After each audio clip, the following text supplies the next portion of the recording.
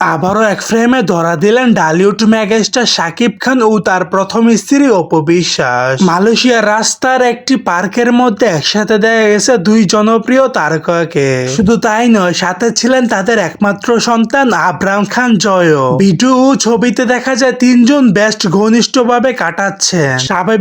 স্বাভাবিক সময় উপভোগ করছেন তারা। এখানেই শেষ নয়, সামাজিক যোগাযোগ মাধ্যমে ভাইরাল হয়েছে একটি ছবি যেখানে দেখা যায় একই টেবিলে বসে আছেন সাকিব, অপু বিশ্বাস ও জয়। এই দৃশ্য ঘিরে এখন নেট দুনিয়ার মধ্যে তৈরি হয়েছে নতুন করে আলোচনা ও জল্পনা। অনেকে বলছে তাহলে কি এইটা শুধু কাছাকাছি আসছে, নাকি একই সাথে শো অফ করছে, নাকি শুধুমাত্র পরিবারের জন্য এই সময়টুকু মুহূর্ত উপভোগ করছে। দর্শক, এই মুহূর্তকে আপনারা কিভাবে দেখছেন অবশ্যই আপনাদের ব্যক্তিগত মতামতটি জানিয়ে দিবেন ভিডিওর কমেন্ট বক্সে।